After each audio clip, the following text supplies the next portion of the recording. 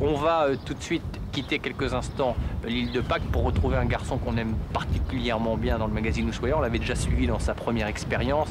Il avait, avec une bande de copains, fait un tour du monde avec des vieilles tractions Citroën. Cette fois-ci, il a été encore à contre-courant du temps, puisqu'il a emprunté une voiture plus ancienne, une Stanley à vapeur des années 1920, en tentant de se rapprocher un peu plus d'un de ses héros préférés, Jules Verne, au rythme de Jules Verne, le tour du monde en 80 jours.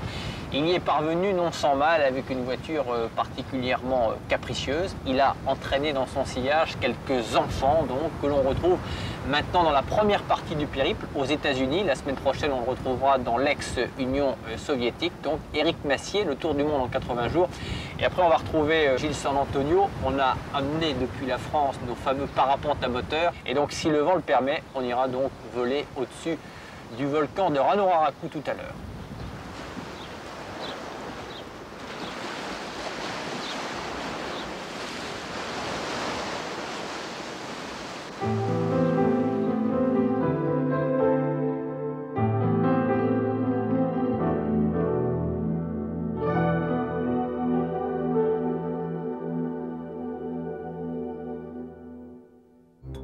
New York, capitale du rêve américain et première étape du rêve d'Éric Massier. Éric est déjà détenteur d'un tour du monde en traction. Pour défendre les droits des enfants malheureux dans le monde, il a décidé, en compagnie de Pedro et de Caroline, de se transformer en Phileas Fogg des temps modernes et de faire le tour du monde en 80 jours à bord d'une Stanley 1922. Au pied des McDo, Jules Verne est ressuscité. Partie de Nantes, ville natale d'Éric et de Jules Verne, la Stanley, rebaptisée Passepartout pour l'occasion, a débarqué sur le nouveau monde qu'elle doit traverser d'est en ouest. C'est le Trophiléas qui commence.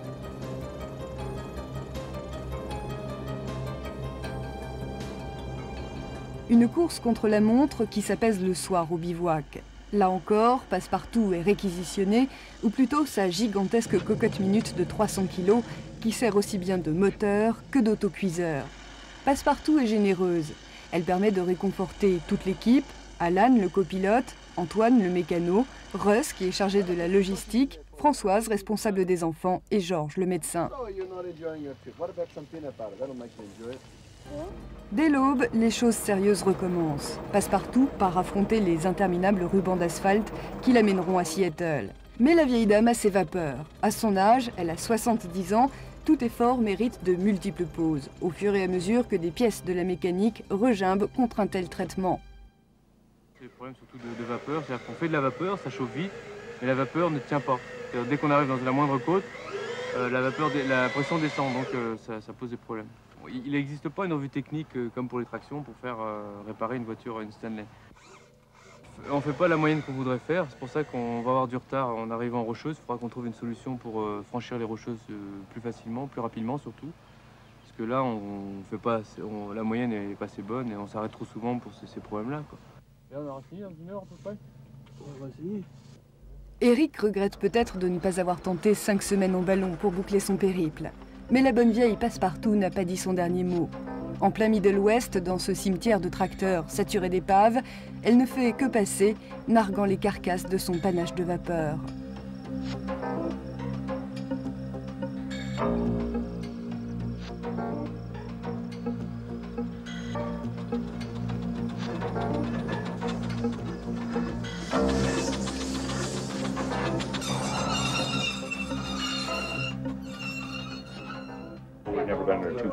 Sur place, les autochtones, fidèles croyants du dieu modernisme, n'en reviennent pas.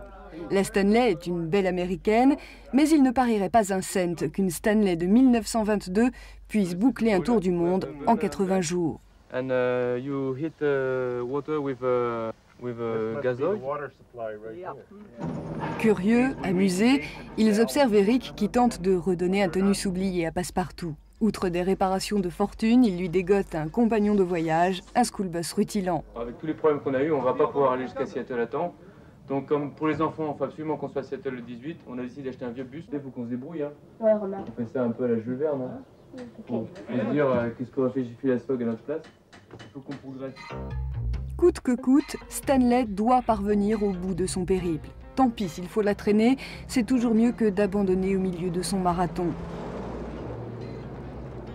Bien évidemment, ce ne sont pas les excès de vitesse qui valent à Passepartout d'attirer l'attention des policiers de la route. Ce serait plutôt un excès de lenteur, la vitesse minimum étant de 40 km/h. Le problème, c'est qu'on a des pneus qui sont trop grands, donc dès qu'il y a une petite faute comme celle qu'on vient de prendre, la pression descend et on est obligé de s'arrêter pour refaire de la vapeur. Une fois qu'on aura changé les pneus, là on pourra essayer de rouler à peu près normalement, mais là c'est pénible. On perd du temps, à chaque fois on perd 10 minutes, un quart d'heure. En fait, pour Eric, la véritable aventure n'est pas tant de faire le tour du monde en 80 jours que d'arriver au bout de cette formidable galère dans laquelle il s'est lancé. Chaque panne équivaut à inventer de nouvelles solutions, à lutter contre les chutes de morale comme les chutes de pression de Stanley. Et ça marche. Peu à peu, les paysages changent. Adieu les villes, bonjour les truck stops, sorte de relais routiers ouverts 24 heures sur 24.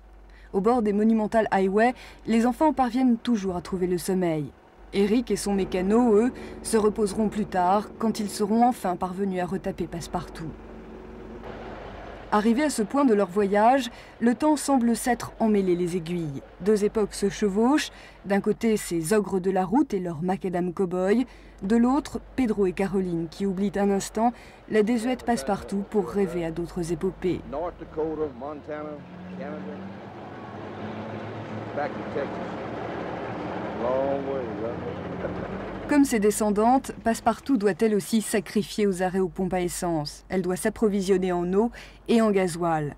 Un brûleur chauffe les 150 litres d'eau de la chaudière, le tout devant permettre une vitesse de croisière de 60 km/h et une autonomie de 450 km.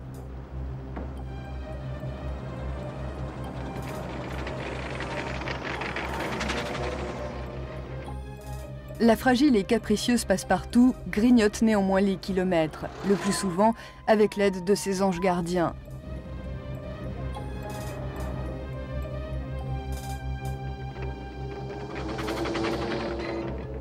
Dix jours après avoir quitté New York, la voici en plein mythe de l'Ouest américain, là où les pionniers d'antan ont oublié de renier leur vieille monture.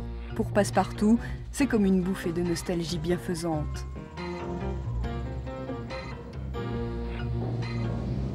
Mais arrivé au premier contrefort des Rocheuses, le fidèle school bus doit reprendre du service.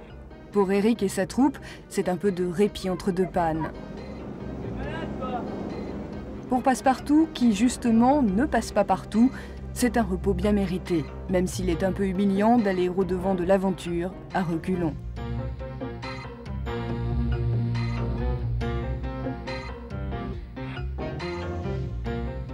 Un instant, tous rêvent devant la vapeur inépuisable des geysers du parc de Yellowstone. Tant de réserves ne les mènerait-elle pas de la Terre à la Lune comme Jules Verne l'avait également rêvé? Mais en attendant, rien ne vaut les bons vieux seaux d'eau d'antan.